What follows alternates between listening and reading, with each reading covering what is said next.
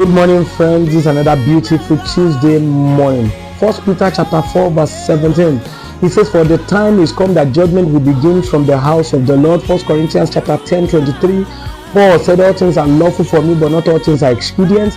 All things are lawful for me, but not all things edify." 1 Corinthians chapter 8, verse 9. He said, "Be careful that the exercising of your right does not cause a stumbling block for the weak." 1 Corinthians chapter 8, verse 13. Paul speaking again, he said, "If what I eat causes my brother or my sister to sin," he said, "I will not eat meat again so that I will not cause them to sin or to fall." Matthew chapter 18, verse 6.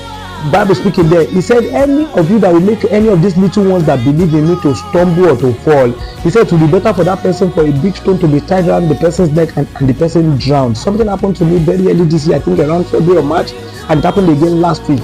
Now, early this year, I went to the salon and I discovered that my hair was hard to comb and things like that, and the guy at the salon said I should put a relaxer, so I told him not to bother, that when I get home I was going to do that. So I called a friend to come help me do it. The guy actually applied the relaxer, but it was too late before he washed it off.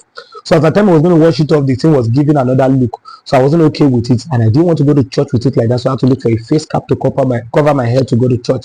On getting to church, I had to explain myself to the members, what happened and things like that, and I thought that was it. Last week, two brothers had an issue in church, and I was trying to help them solve it. The other brother was saying I should look at the younger brother's hair, that I had to go and put relaxer in his hair, and he was telling him, "Where we are going to, you can't go with me with this. You can't go with me with this hair you are carrying." And the younger brother responded and said, "There was a time in church too that pastor applied relaxer on his hair." Immediately I heard that, this scripture came to my mind.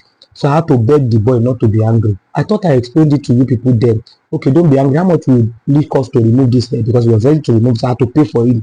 So you are not just living your life for yourself and for Jesus alone. You are living for Jesus, you are living for yourself, and there are souls tied to your garment that you'll be responsible for. This scripture says, God speaking, he said, "I would ask of their blood from you."